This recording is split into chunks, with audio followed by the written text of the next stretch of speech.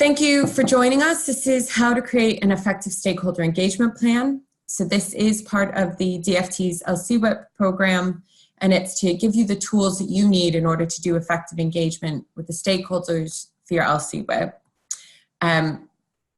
It's also something that should be designed to give you skills that you might want to apply to developing other strategy and schemes, and make sure that actually stakeholder engagement is embedded throughout your practice. So even if you're in the middle of doing your stakeholder engagement or your LCWIP at the moment, there should still be stuff that's really useful even from the early stages that you can reuse in the months and years to come. So if we go on to the next slide, just another intro to let you know that this has been developed as part of the strategic support by Sustrans Cycling UK and Living Streets for the DFT. It will be up on YouTube and will be hosted on the Basecamp site after today's session, and there will be a workbook. So, don't worry about needing to screenshot some of these. All of this will be available afterwards, and there will be materials that you can use in order to work with your team alongside. Next slide. So this is a terrible photo of me. I'm Megan Streb. So I work for Sustrans in the south of England as a partnerships manager, but I mostly focus on South Hampshire. As far as the strategic support goes for LCWIP, I'm actually working with 5 local authorities across the south of England. So stakeholder engagement fits into all of the work that we do at Sustrans, whether that's my work in terms of developing strategy and talking to local authorities and LCWIPs about their policies, or whether that's working with a delivery or infrastructure project in terms of how we want to make sure that we engage with communities. So the next slide. What we're going to cover is what stakeholder engagement is and why it matters, making sure that you have the tools in order to do it, and towards the end, in addition to doing a Q&A session, we're going to have best practice principles and tips. I'm planning to answer questions at the end. If you hover over the Zoom meeting bar, you should see a button that says Q&A. Feel free to add questions as we come to them. I don't want you to miss anything. So do type out a question as we go, but I won't be answering them until the end. And there is also an opportunity probably at the end for those of you who want to add some of your own experience to help answer a question. By all means, there's a lot of experience on the call right now, I'm sure. So if there's other things that you want to add, do.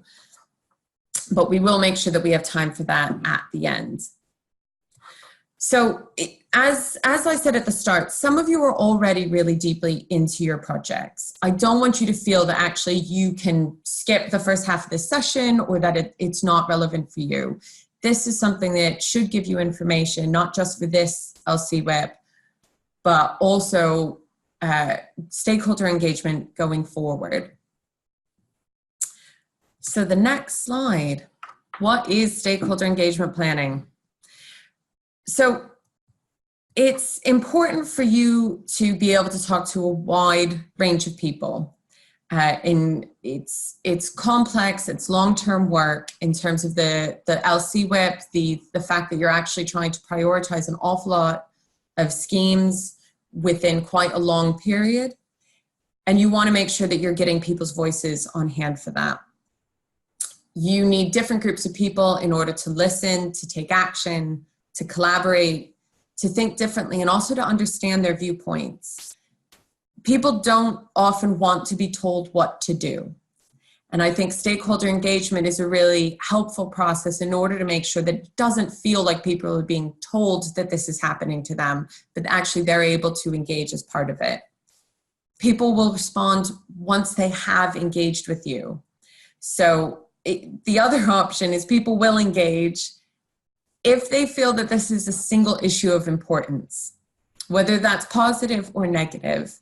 And I think often when we're developing, whether it's an LCWIP or whether it's an individual scheme, we want to make sure that we're not just speaking to people who have have this as a single issue for them. We want to make sure that we widen it out to other types of groups, to groups that maybe we wouldn't otherwise hear from, and also make sure that we have that range of voices heard.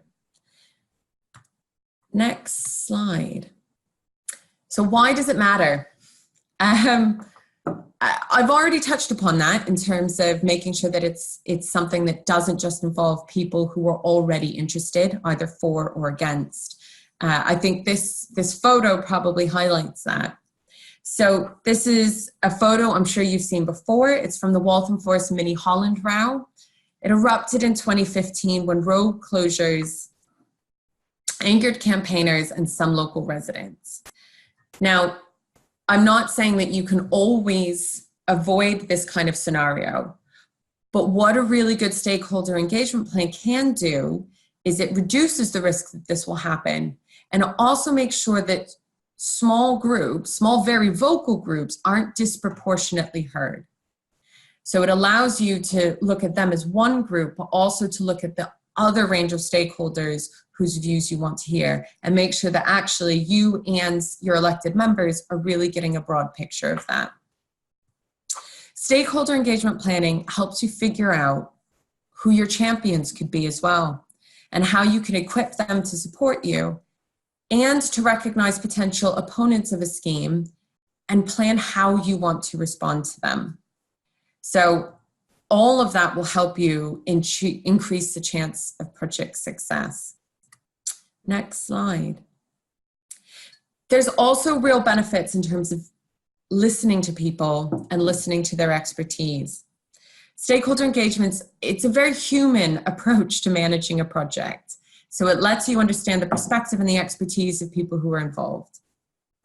It will also help you communicate the scheme to your portfolio holder, get buy-in from whether that's the economic development team or from another group within your within the local authority, to share the expertise of people who walk and cycle regularly within your local area, but able to do that in a constructive way. So if you get stakeholder engagement right, projects can be realized more easily. You're less likely to end up in a conflict situation further down the line. And it's going to be easier to convince senior decision makers if you understand where they're coming from. So if their main aim is relieving congestion, you can think about that and plan that into your stakeholder engagement and show how actually your scheme will help to relieve that. If ward or parish councillors are really concerned about children and families amongst their constituents, then showing actually how your scheme will help to achieve children's safe journeys to school.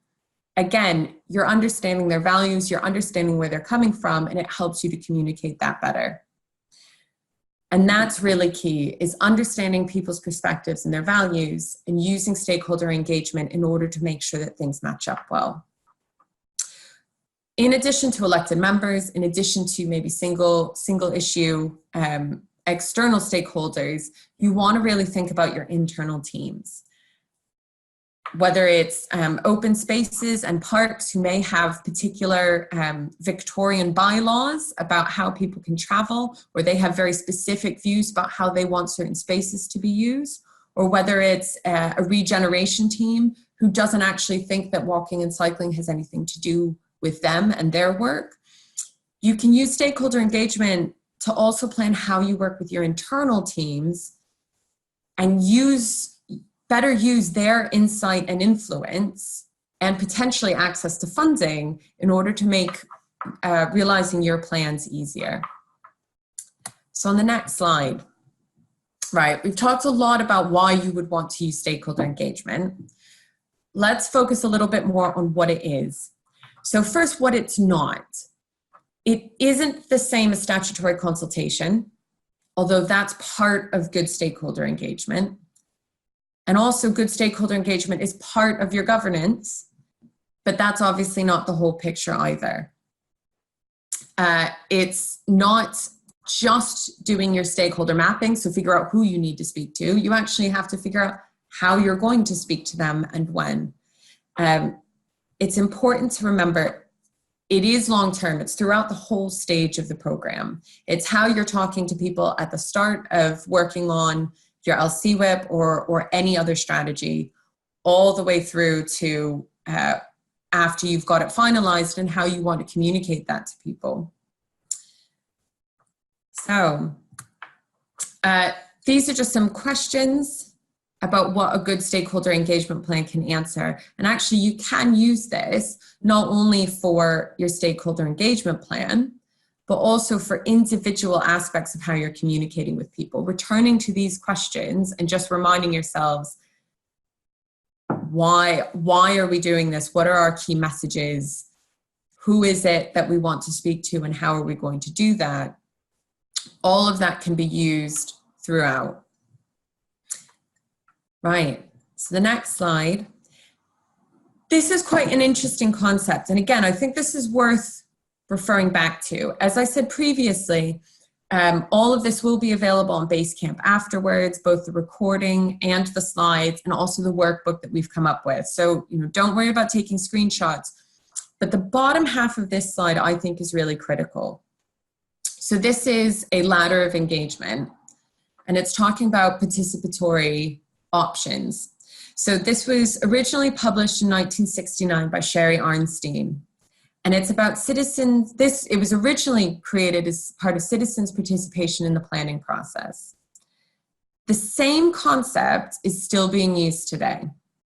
We're going to skip the first two original steps of the ladder, which were non-participatory. That was manipulation and therapy. And we're going to go straight into informing all the way up to empowering. So this is important to think of, because sometimes the way that you use this throughout the 6 steps of your LCWIP are going to differ. It's going to differ depending on which stakeholders you're talking about. And it's also going to differ in terms of what stage you're at within the process. So sometimes you're just going to be informing people. So you might use just informing people on the website about the fact that you are going through this process. You might put out a press release to say this is happening. Other times you're going to run involving activities. So that might be having events. Sometimes you're going to want to use empowering. So that's having stakeholders feel real ownership through their role. And it's not going to be the same for everyone. So some people you're only going to inform. They don't necessarily need to be involved either at this stage or in the whole process. You just have to let them know that it's happening.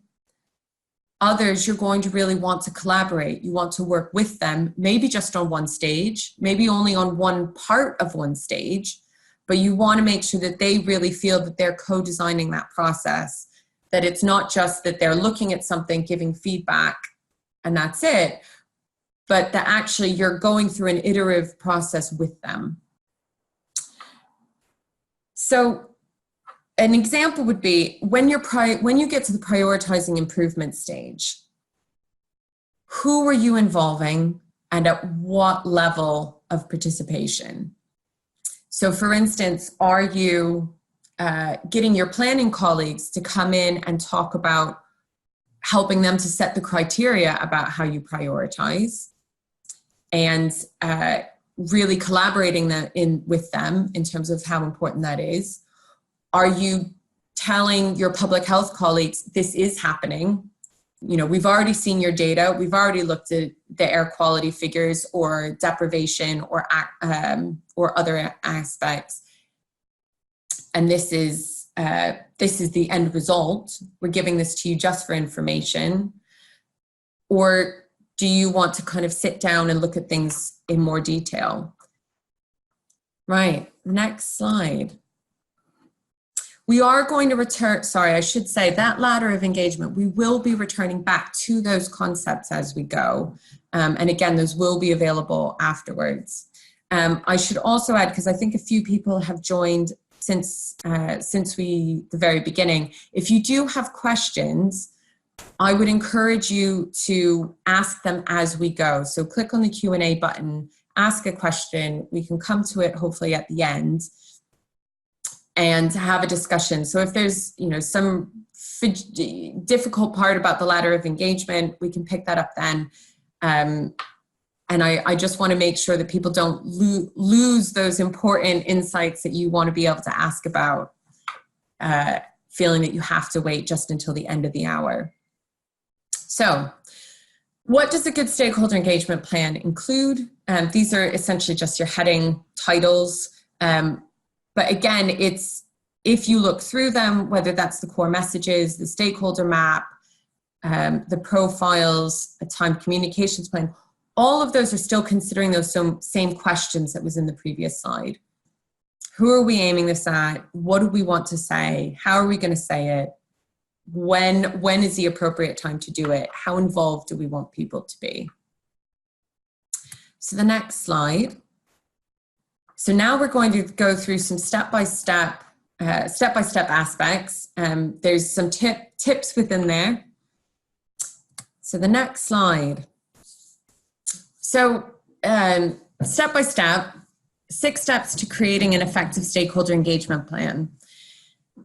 So this was done through having some focus groups with a few people who have been involved in stakeholder engagement, both with the LCWIPs and with wider scheme delivery, as well as with the people who are involved in the strategic support. So, kickoff, stakeholder mapping, profiling the key stakeholders, documenting your comms plan, communicate and monitor progress. We're going to be going through each of those in turn. So if we start off with kickoff, which is the next slide. So step 1, agree your engagement aims and objectives and get clear on message. And this is really important. And I would say that this isn't just something that you want to have ready for your stakeholder engagement. The reason why we said that your internal stakeholders need to be included as well is because you want to make sure that this is really clear with the people just within your own team. Do you all know what you want from an LCWIP? Do you know what it means to you? Do you know what good looks like? Do you know how, why this is so important to you in your local area? Is it to implement, is this to sit alongside your local transport plan? Is it to tackle congestion? Is it to address social inequality? Is it linked to another specific strategy? Is it linked with air quality? So really be clear, what is the change that you want to make here? And again, this isn't just for your stakeholder engagement externally. This is really being clear with all of your internal stakeholders within your transport team. Do you all know why this is happening? And then think about how you want to phrase that to other people. So understanding that why is absolutely critical. So if it's actually mostly about relieving congestion, then you know that that's how you want to talk about that LCWIP from here on out.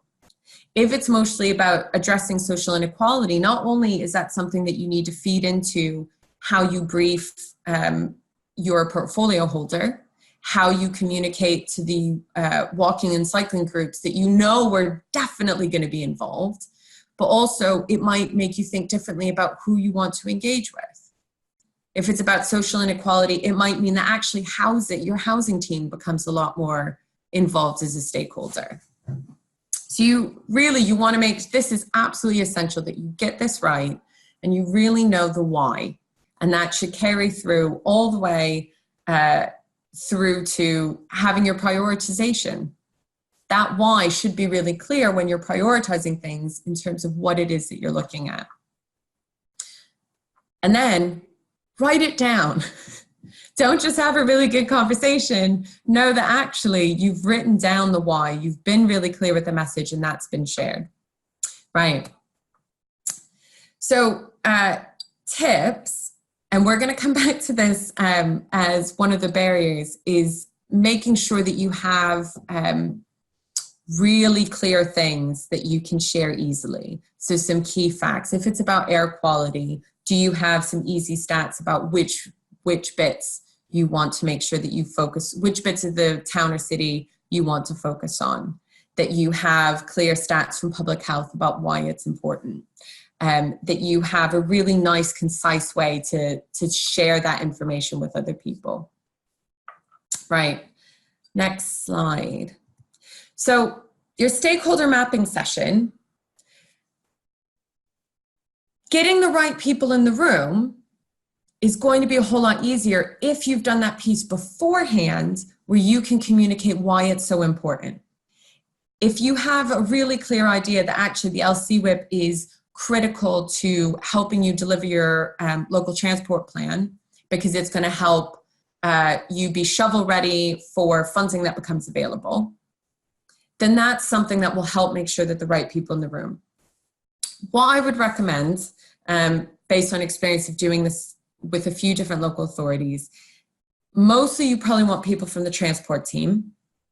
You want 3 to 6 people, I'd say. Any more than that, and it might become a bit unwieldy. And I think the biggest thing is make sure people who will be open and honest with you and who really understand the wider landscape that they're working in. Understand the politics with a big P and a small p of what transport schemes have looked like in the past and what teams and internal teams and external stakeholders you're going to need to be working with. So you want to get hold of those key people. They have a sense of who the influencers are.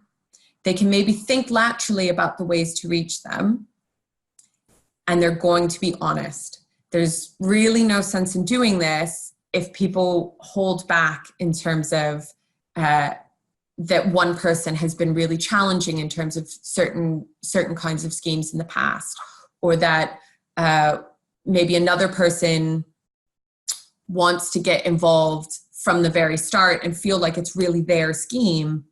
Otherwise, they're not interested and they might actually put up barriers. You want people who are going to be able to tease that kind of thing out as part of your stakeholder mapping. So once you've got the right people in there, they understand the why, they know why it's important, we're then going to actually map people out. What I've done is I've made sure that people know that because they're being honest, this is a confidential session. I've made sure that when we've finished writing everything out, usually on little Post-its, that all gets securely disposed of. I make sure that whenever I share the outputs that it says confidential in the name of the document. You really want to give that reassurance that people know that they've been able to have this conversation and it's not going to come back and bite them. So treat that really carefully. Make sure that people understand what you want to use with this and how important this is. And you will have people who are willing to be honest. So what I would recommend is get quite a large, a nice large piece of flip chart paper, tons of Post-its, and actually go through one stakeholder at a time in terms of how influential they are. So how much power do they actually hold over developing an LCWIP, or if you're using this on other strategy in the future, how much influence and power they have over that scheme, and how interested they are. Are they really going to follow this closely? Is this very close to what they do day to day? Or do they just kind of maybe need to know that it's happening, or they don't mind whether or not it's happening? So you're plotting people along that kind of a matrix. I would recommend that you do your internal stakeholders first and then do your external stakeholders. So the workbook is going to give you a lot of suggestions about who those groups might be. What I would recommend is that ideally try to think of individuals.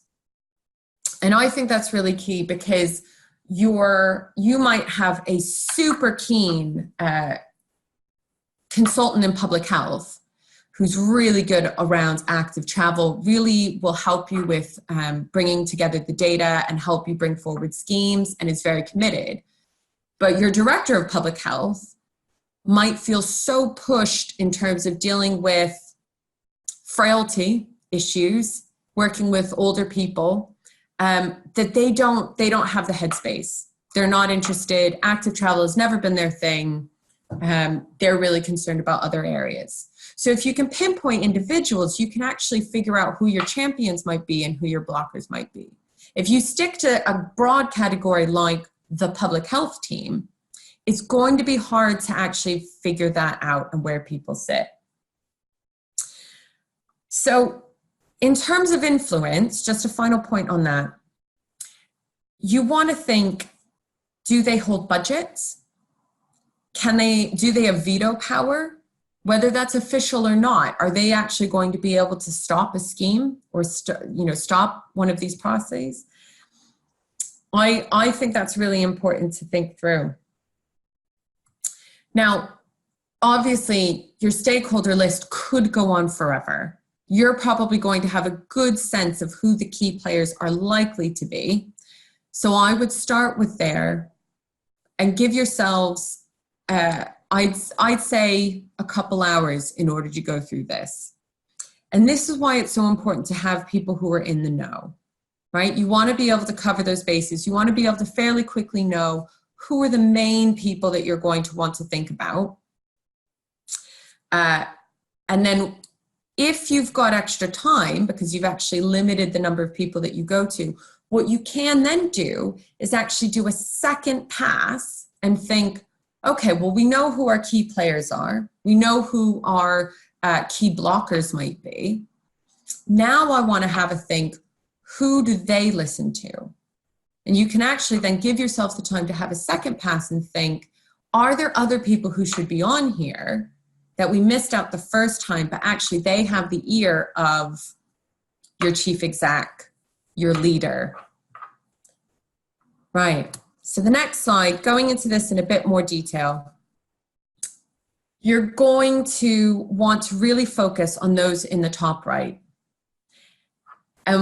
Certainly from what I've found is that for the most part, the people, when you're thinking initially of your stakeholders, I know it's probably impossible to read, but just imagine that you can read this and you can see between the blue and the orange dots, it's a mixture of internal and external stakeholders.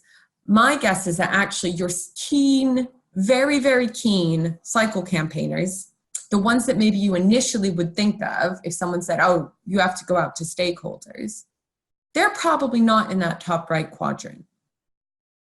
Maybe they are. Maybe in some areas they actually have the ear of people, or they're able to use the right language, they're knowledgeable enough that they do end up having some veto power. But my guess is that they're probably in that bottom right. Extremely interested, not necessarily very influential. And that's a sign that actually you need to make sure that when you are doing your stakeholder engagement, you're thinking much more broadly than that. It might be that you have a very switched on residents association who has a neighborhood plan, and they're straight up at the top. You know, they have a retired head of planning who happens to live in that neighborhood, who really, really knows her stuff. And that's someone that actually you need to be maybe engaging a bit more with and thinking about, well, what happens when the network goes through their neighborhood alongside the cycle campaign. Right. If we go on to the next slide. This was a really interesting point that came through from a Bristol transport planner who was working on the LCWIP. And this was, again, about trying to balance out those who are extremely interested and how much influence they have, and making sure that you get that right. So if it's, it'll be up for you to read in a bit more detail on Basecamp. We're probably going to go past it at the moment onto the next slide. But it raises some interesting points about actually how you can use some of those groups. And just one final bit, which I think I've pretty much already talked about. So this is just, again, saying, you know that your city mayor is extremely influential, is on that right side. We're fairly interested, but actually, how does that person, who influences them? So it could be that the city mayor is really concerned about the economic growth of the high street, and it's the business improvement district who would be the best person then to help influence and talk about why it's so important to have really good walking and cycling access into the city centre. That then helps you to get buy-in with someone who holds an awful lot of influence, and it also helps maybe move them a little bit over to being more interested. Right, so the next slide. So you have your map, you have your key players, you know who they are. What I would then do is start with that top right and pick probably about 10 or so, maybe a bit more, and start looking at what do they care about? Now, these are a lot of points. Again, this could be a task that goes on for a very long time. What I would recommend is when you do your stakeholder mapping, try to answer a lot of these questions as you go. So see if you can get someone who can just scribble down some notes as you're going and think, what is it that they most care about? What will get them interested in a walking and cycling scheme? What do you need to make sure that you don't forget about? Are there key messages? Are there key people? If they're extremely influential but maybe not as interested, do they just need an update? And again, this goes on to that ladder of participation. Maybe they don't need to be heavily involved, they just need to be informed. They're going to get really ticked off if you don't inform them, but it doesn't necessarily have to be, maybe they don't want to be at that co-design stage, that very collaborative stage, because they don't have time for that or they don't have the interest. So this is the point where you can start to look at those very key individuals and think, what's going to work for them? You are going to have to limit this. It can't go on forever. So I would focus on the key figures who could really make or break a scheme. And again, you want to probably include some of those people that you know are going to be heavily involved. So things like your local cycling campaign. What's their key motivation? And if actually, let's say you work through it and you think, you know what, they're mostly vehicular cyclists, but what we're saying is one of our key messages is that we want to have a really solid 8 to 80 cycling network. Then actually maybe you need to find a stakeholder group or an individual who can better represent that 8 to 80 and talk about good quality segregation, who might be more interested in quieter routes or in a neighborhood approach rather than a group that might be mostly made up of commuters. You know, it's really going to depend on what your individual situation is and who the key players are. But think about how these people then match up with what you've said your main reasons for doing an LCWIP are. Right, so the next one, you've profiled your stakeholders. On to the next slide. And we're going to turn that into a communications plan. Now, this is a difficult one. You don't want to create a communications plan that sits completely outside of the rest of your LCWIP project delivery. So if you have, this might be the right way for you to come up with some ideas, but if you're running a project plan alongside, I would say that embed that into your project plan rather than assuming that you will come back and use this as a living document. Figure out what works for you. In the workbook, it is as a Word table. If you want to have it in another format, if you want to have it in Excel, do whatever's going to work for you. But this gives you the chance to think about those key stakeholders, think about the steps of delivery, and figure out what's going to be appropriate at certain times. So there's a few examples here. This is not all that I would recommend in terms of communicating to your stakeholders. So an example, the first one that is on there is a stakeholder walkabout. So it was agreed that both cycling and walking campaign groups and the ward councillors were both high interest, but not necessarily high influence unless it came to objecting to particular schemes. So by getting them involved really early on in a walkabout, along with representatives from a few other groups, they feel listened to. They can talk about their general design aspirations, talk through potential conflict with other users. Your ward councillors may end up being really strong proponents of residents who are concerned about parking, or residents that have spoken to them about mobility issues. But it allows you to talk about it in a general sense, because this is happening at LCWIP stage 2, when you are setting out those aspirations, without getting hung up on the nitty-gritty of a particular scheme. So they feel listened to, they feel involved from the start. You're able to get a sense of, okay, what does good look like for these various groups? You can set out what good looks like for you. And then all of that can then feed into later when you're doing your audits and you're prioritizing and you're figuring out what improvements do we want to really include. So the second one, an internal workshop. So this is achieving a similar aim. So it's agreeing the ways that schemes will be prioritized. So this is at stage 5. So this might include key internal stakeholders who are high influence, but a real mixture of interest levels. And so maybe before this point, a lot of those key stakeholders have simply been informed. But at this stage, you want to collaborate.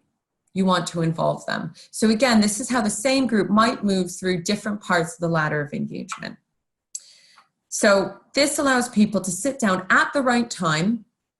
They're talking about strategic ideas about how you prioritize these routes. You're not asking them to get involved in, again, in the nitty-gritty of particular routes in particular areas.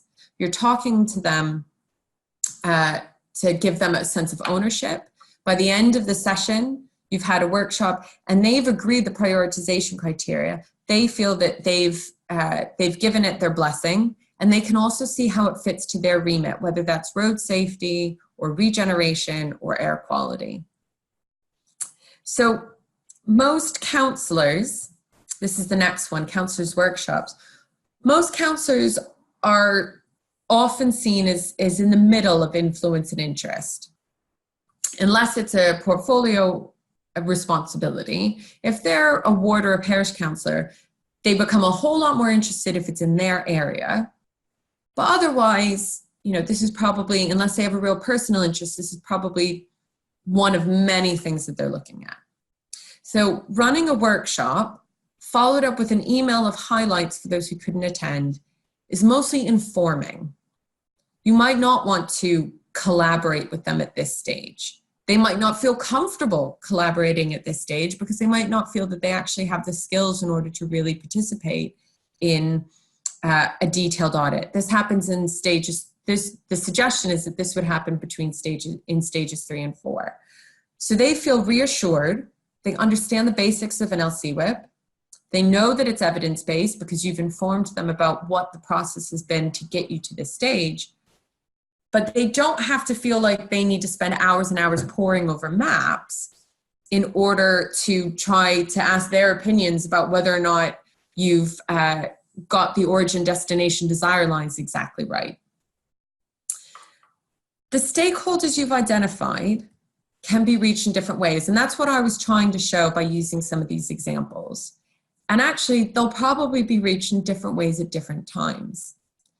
Some channels are going to be more effective than others. Some are going to be more time consuming than others. And it's figuring out what's going to be right for you and what's going to be right for the stakeholders. Some channels are easier to manage and control. And I think often it's easy to want to just inform because it's one way. And then you don't have to have a dialogue. But actually, if you do want to involve people, if you do want to have more of that collaboration and that co-design, then actually having a small workshop where you're talking about a specific area, whether that's particular results of an audit, whether it's talking about the criteria for prioritizing, whether it's talking about the ambition, whatever that might be, you want to have a think about what's appropriate. So public meetings, in line with that, public meetings can be hard to manage. I'm sure that a lot of you have had a lot of experience with that. So think carefully before you have a very broad, open public meeting.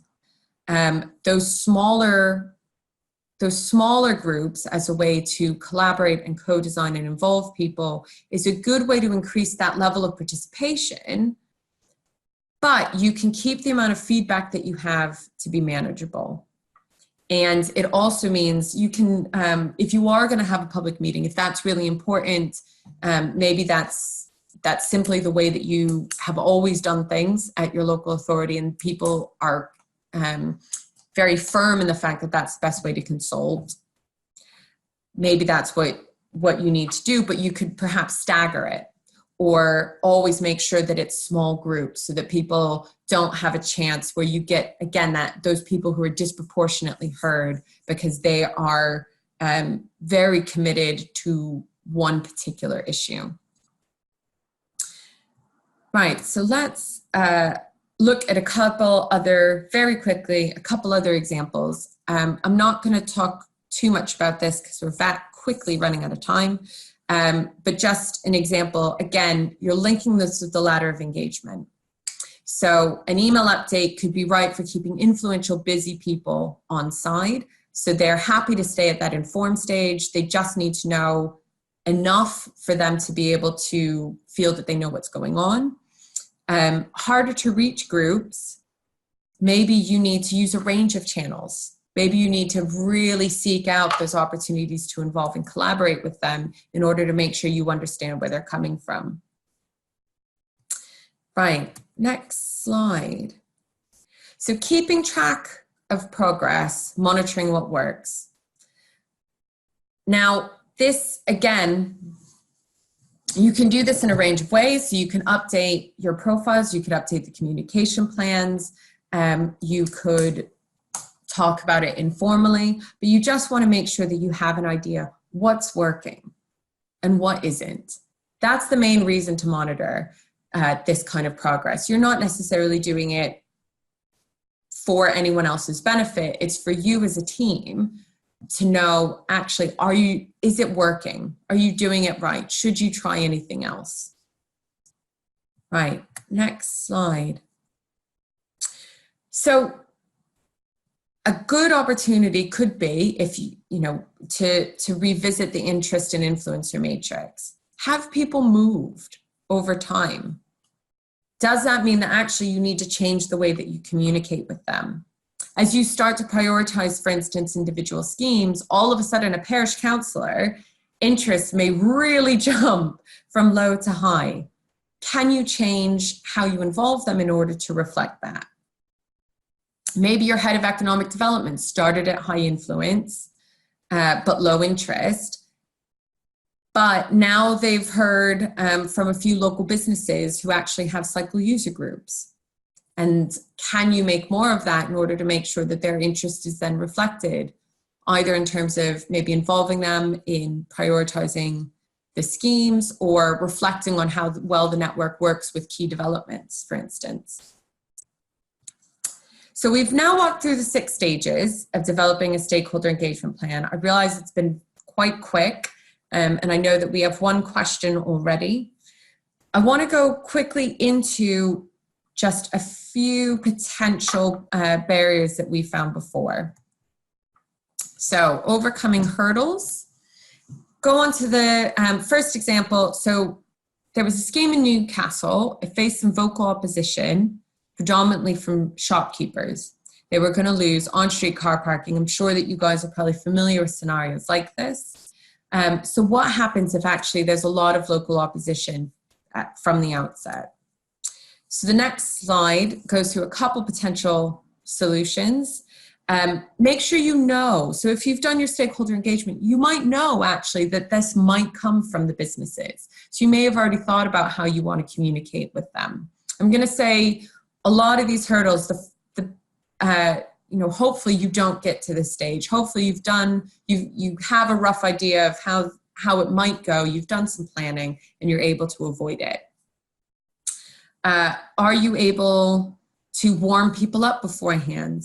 Do you know who actually some of your allies are? And can you get them involved? And certainly at Sustrans, what we use is a lot of co-design approach. So it's getting that information from people, finding out how they feel about a particular scheme, what's important to them, where are their values and where are they coming from, and then using that knowledge in order to develop designs that will work. Right. So that's a very quick run through. Again, this is going to be available afterwards. So the next slide, managing overeager stakeholders. Again, probably something you've heard before. So people who think, oh, fantastic, an LCWIP. I desperately care about making sure that we have more walking in our area. I want to be involved in every single stage at every single meeting. So how do you make sure that actually they still feel a certain sense of ownership, but it's appropriate to the level that they need to be involved compared with other teams? Being clear about their role is absolutely essential. So if you go on to the next slide. So setting those terms of reference, managing those expectations, and focusing on the task of hand. So it's making sure that they understand maybe some other constraints and other pressures, that you're very clear about what you want from them within that aspect of the engagement. Are you asking for their feedback? Are you just informing them? Making sure that that's extremely clear at the start. If you're asking them to collaborate, are they able to collaborate on all of it? Are they able to challenge the premise and the scope of the project? Or are you just asking them to collaborate on one aspect? Maybe it's the results of some of your audits. Maybe it's just looking at a primary network or identifying the walking zones. If you're just asking them to do one bit, make sure you let them know before they turn up on the day or before you launch that website in order to ask for their feedback. Right, the next slide. Managing internal opposition. So some groups are going to have more influence than others in your area. And not all opposition comes from external groups. So you might have internal blockers within your local authority. How do you handle that stakeholder engagement if someone might exert a lot of sway? So for instance, let's say you have an open spaces team and they're they feel that there is no scope to widen paths because that would be a loss of green space. How do you make sure that actually you get them on board? So on the next slide, one opportunity is obviously to find out what their values are and to try to get them in, try to make sure that that matches up with what you want. And often you can do that. If you can't do that, the other option is to think about who else do you need to involve? How do you make sure that they understand that, yes, they are absolutely a key part, but they're also one of many internal stakeholders that you're working with. When you get them on side and when you get them involved is going to be important. So making sure that actually you can say, well, we've got agreement from these other teams. We also now want your feedback, or making sure that you get them to look at the network maps, but actually that aspiration work has already been done, maybe with your elected members. Getting that timing right, and again, being clear and managing those expectations is really important. Right. A vocal minority late in the day. So whether this is thinking about, Mini Holland or something else, what do you do if actually right towards the end you have a minority, a very small group who are quite good at being heard? So on the next slide, so again, in an ideal world, you would have identified who they were, you would have found out maybe a bit about what's important to them, and you would have moved on to that. Figured out how that might work. If you haven't done that, think about actually how can you show, if they are a minority of people with that are being disproportionately heard, so there's not very many of them, and you think that actually it's probably not in balance with what most people think, are there ways that actually you can engage with wider groups of stakeholders in order to make sure that that's balanced out? How can you make sure that that's clear to your councillors in order to show that actually they're only one group of many who also want to hear this? Can you make sure that their views are weighted appropriately, and make sure that's really clear in terms of the evidence that you're presenting? Right, so the last slide, and this goes back to the very, very first thing about being really clear about your messaging. And I've seen this happen before. So a cabinet member was supportive, kept using the wrong statistics, kept saying slightly different things to actually what you were intending to do.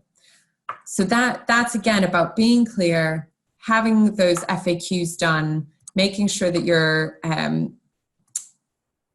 keeping them on message. So if you go on to the next slide, the idea of using very clear key messages in a bullet point list, and that you're able to communicate that very succinctly is important. So last slide before we move on to questions is just signs of good stakeholder engagement. So that's going right back to those questions that we said before. Why are we doing it? What are we trying to achieve? Who are we talking to? When do we talk to them? How involved do we want to be with them? What's the right messages? All of those are the things that you want to come back to. So we've got one question so far.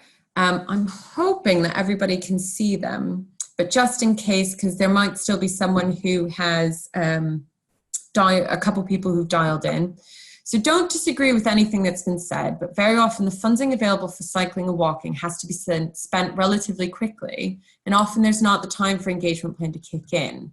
The funding will often have specific criteria which limits what you can do, so decisions are often made without having the full support of key stakeholders. In this instance, how do we get them on board to mitigate any adverse reaction to whatever scheme is going to be delivered?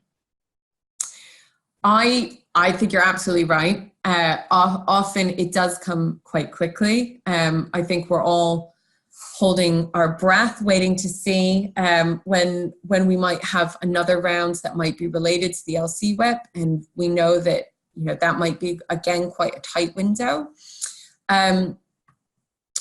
What I would say is that hopefully the LCWIP, a lot of local authorities are really aiming to take the time to do this right. And that includes not only looking maybe at a couple key routes that you're able to audit with the support of your technical support, but looking more widely. You're setting out the aspiration, you're getting people to agree to those how and why you prioritize. What does good look like? Those sort of elements. If you can get people generally, I think, to sign up to that, that's going to go a long way when you're then looking at specific schemes and you're trying to have projects ready to go for funding. So I think that's one way to do it. I think also, I'm just looking again at the question. I think also it's making sure that maybe you have clear ways that you clear channels, that you use this process as a way to have channels that you agree to work with stakeholders.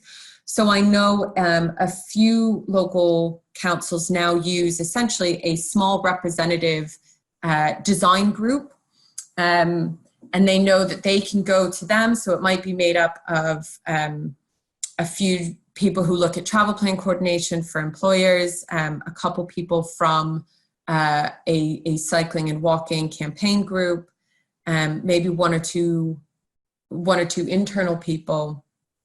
And that gives you a chance to maybe very quickly turn around a similar process where they can then look at a design and say, okay, here's some ideas about how we feel with it. And if you have those mechanisms in place, whether that's they meet in person, whether that's you have an email list that you use regularly and they know how quickly they'll have to turn things around generally, I think that could be a really effective way. It means you can't talk to everybody, but it means that hopefully you get some really good quality responses from a good representation of people. Any other questions? There's not been any questions posted, Megan. I think just to, in answer to John's question, and he's absolutely right on the kind of, the speed at which a lot of this funding comes around and things need to be delivered.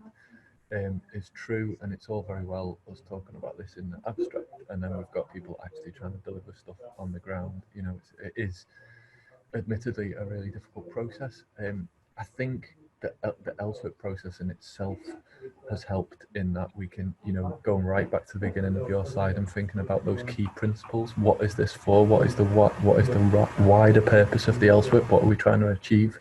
I think having that really concreted in your mind, your colleagues' minds, your key decision makers' minds is a really good start.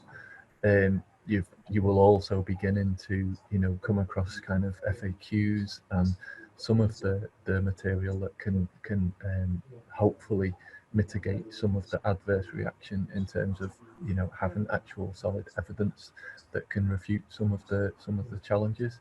I think as well there's something in time scales permitting, that there are no prizes really in all of this for trying to deliver your most difficult schemes first, and perhaps learning from the schemes that you get on the ground that are relatively deliverable, and building this experience in terms of stakeholder engagement will only kind of streamline the process, and people will just get better and better at it as we become more averse in this in the kind of urban environment. So yeah, that would be my comment, but I do completely see where you're coming from, John. Yeah, thank you. I don't think we've got any other questions.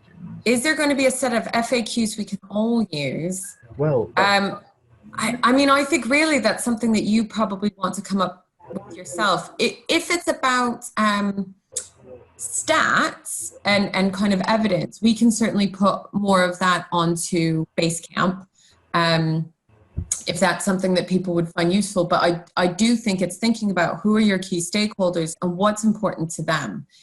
Actually, any FAQ that you're going to want to come up with is going to need to reflect the priorities in your area. So whether that's mostly about air quality or livability or social inequality, I think, or just generally addressing, congestion or public health, I think you're going to want to come up with an FAQ that works for you. But we can certainly put more evidence and links to evidence on the Basecamp site that can then help to inform your FAQ. And that's a very timely link, Megan, for the myth busting pack, which is about to land in the next few weeks, that we've been working on for quite some time now. So that will deal with, you know, a lot of the common barriers that we'll come across when it comes to, you know, traffic restraint and parking and whatnot, and kind of the effects on the local economy and stuff like that. So watch this space on Basecamp. That should be with us hopefully within 2 weeks' time. So again, these are generalized things and things that you'll want to refine with a very local perspective, but hopefully they'll give you a kind of a backdrop to deal with some of the potential adverse reactions. I'm going to stop sharing my screen, Megan, if that's okay. Okay, yeah. I mean, so I think we've come to an end. So Kev has been recording this. Again, this will go up on YouTube. We'll share the link, we'll share the slides, and we'll also share the workbook all on Basecamp so that people can use it. Also, you know, if there are further questions that you have, or if this sparks a discussion and actually you want to ask other people for their experience, you know, do go to Basecamp. It has been a really good resource for people to ask, you know, very specific technical questions, but also to have those conversations about the wider process of how we actually go about completing an LCWIP. Thank you very much for joining us, and good luck on completing all of your LCWIPs, and may we have billions and billions of pounds to get it all done in the future.